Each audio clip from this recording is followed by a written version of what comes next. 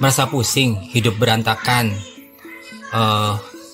serba rumit, kompleks, dan berasa hidup ini tuh berat banget dan banyak masalah, lalu tidak teratur.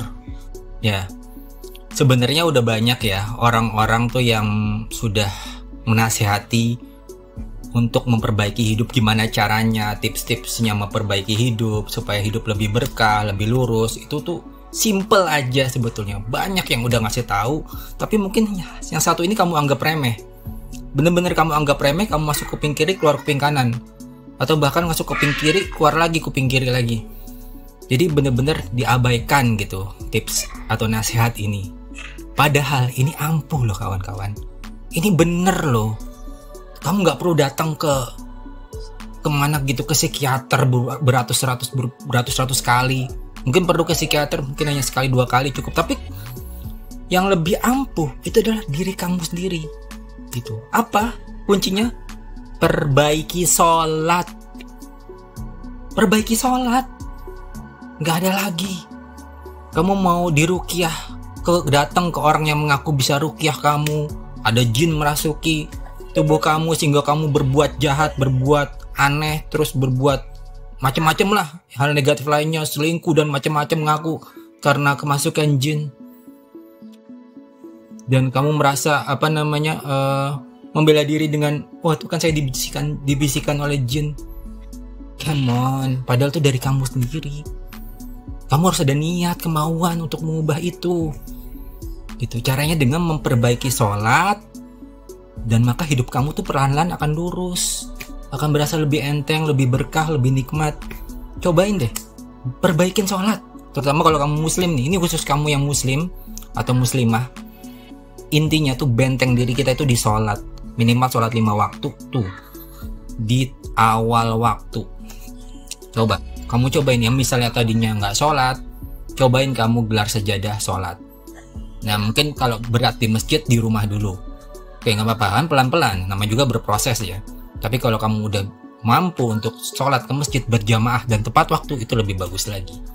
Lebih bagus lagi gitu, udah berjamaah tepat waktu pula, dan hatinya ikhlas karena Allah, bukan karena untuk dipuji sama orang ya, atau bukan karena yang lain, tapi memang karena Allah.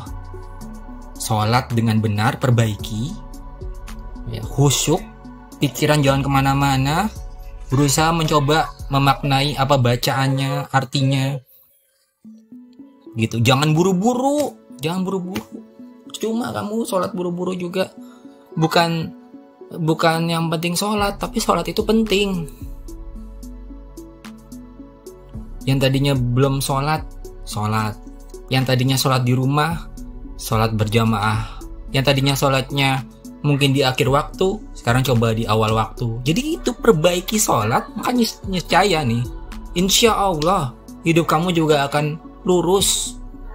Dalam beberapa bulan ke depan akan kelihatan, atau bahkan nggak lama.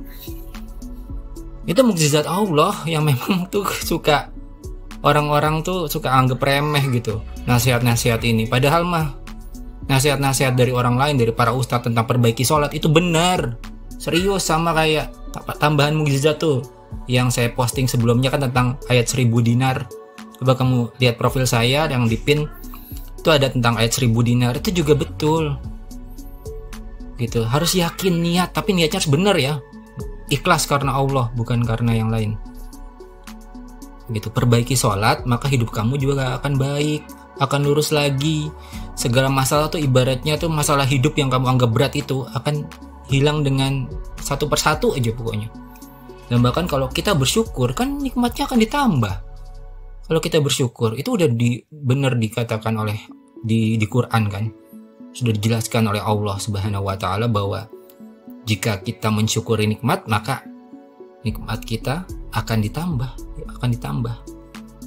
Tapi kalau kita kufur, kita nggak mensyukuri nikmat yang sudah diberikan, maka azab Allah sangat pedih. Gitu. Itu aja, perbaiki sholat kalau kamu merasa hidup kamu tuh ruwet, gitu, penuh dengan masalah, beban yang tidak terselesaikan. Cobain deh, perbaiki sholat pelan-pelan. Mungkin kamu merasa berat, tapi coba dulu itu dari diri kamu sendiri. Nggak perlu datang rajin ruqyah tapi sholat bolong-bolong atau bahkan nggak sholat sama sekali, percuma. Saya bilang ini pengalaman hidup dari orang-orang dan banyak, dan itu fakta teman-teman. Perbaiki sholat dulu di sana. Insya Allah hidup kamu akan lebih tenang. Wassalamualaikum warahmatullahi wabarakatuh.